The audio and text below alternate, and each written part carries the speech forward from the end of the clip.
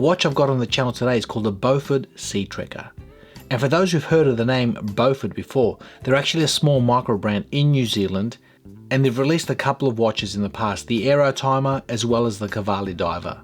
And when Robert, the founder, actually reached out to me to have a look at this new watch, the SEATREKKER, I liked what he said to me. He goes, "Pete, I'm really keen to hear your thoughts about this. If you see stuff that you don't like, that potentially could need changing, we could do it before the release." So the fact that Robert's open to critique about his watch in a way that he's actually prepared to change things, gee, that's a big plus in my books. And this watch that I've got in my hands, it is a prototype. It's not a production version. And to be honest, there is a couple of flaws that I do want to see changed on this watch. But overall, the footprint coming in at 39 is actually very nice. Now you saw the pop-up. This video is sponsored by Beaufort. They'll be providing the channel with a watch. However, as with all companies that provide anything onto this channel, they have zero input into the review. And getting stuck into the specs of the watch, the first thing that I noticed is that the case diameter at 39 with a lug-to-lug of 46.1, this watch fits really nicely on the wrist. The case height to the top of that crystal is a reasonable 12.7mm, and it features a standard 20mm lug width.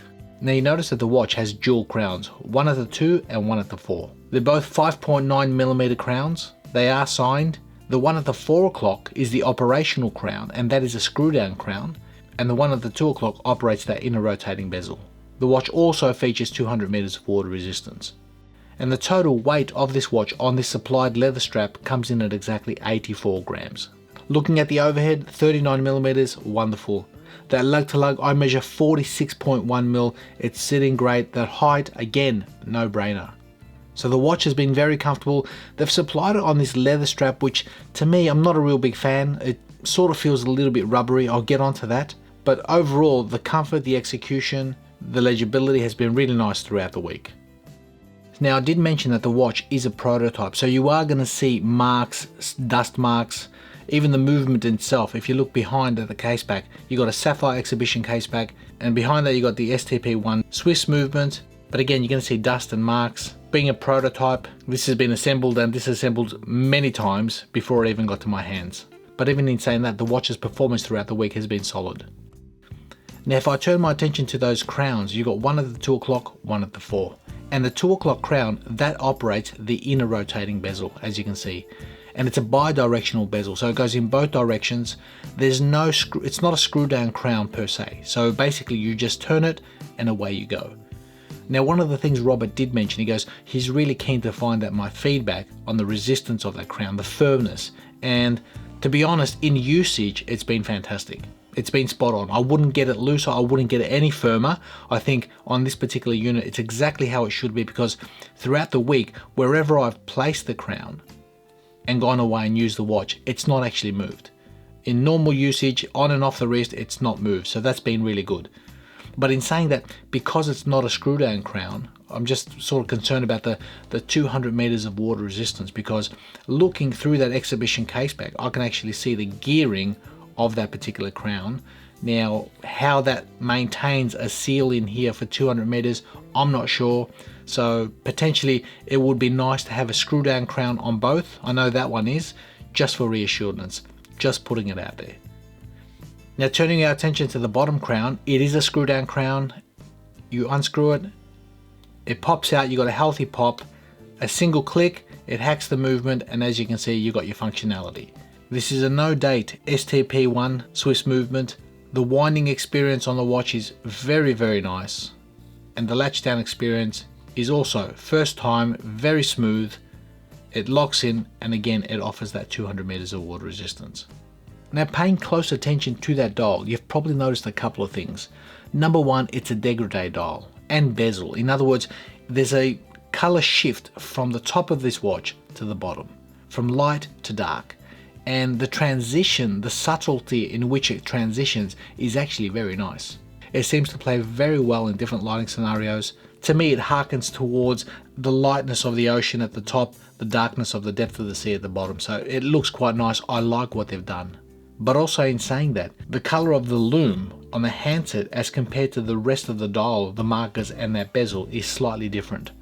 And that's one of the things that they will be fixing, so that all the lume is a consistent color. And speaking of that lume, you've got C3 Super Luminova, and it's been a surprise. It's actually been very nice You'd expect lume plots and a handset to perform quite well, but even this bezel surprised me, and it seems to have kept up and been extremely legible.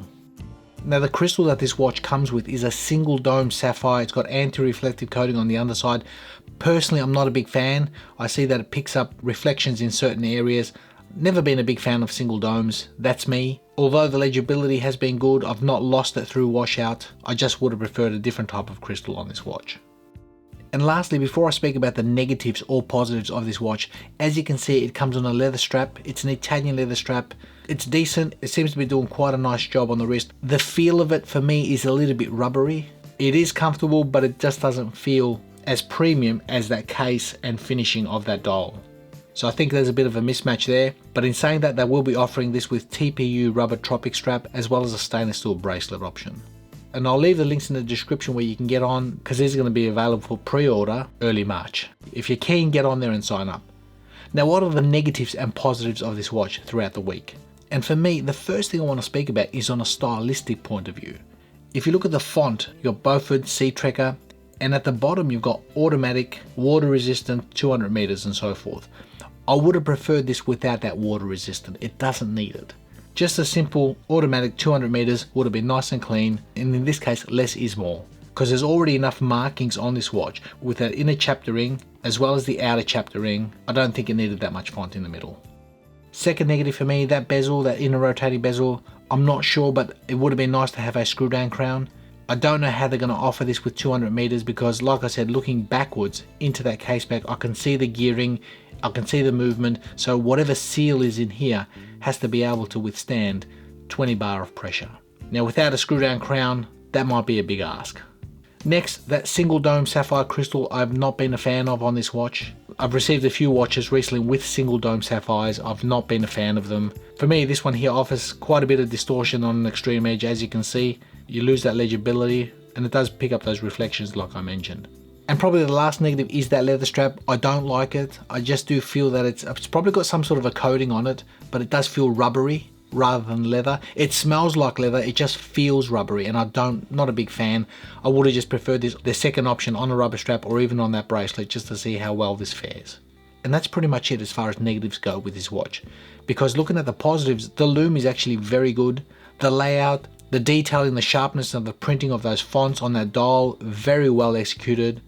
The watch dimensions itself, it's a very wearable case.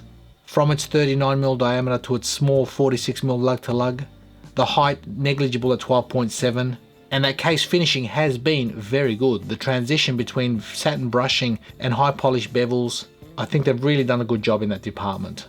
I'll leave all the links in the description for you guys to check this out. Get on, have a look if you're interested. It's been a very nice colorway. There's blue, there's greens, there's blues, there's blacks. There's so much going on in this dial, but in a subtle, nice transition, which I've enjoyed. Once they fix the lume mismatch between the handset and the rest of that dial, I think this is going to be a real nice looker. I hope you enjoyed that, guys. The Beaufort SEATREKKER, a pretty watch, a wearable watch, and very well finished as well.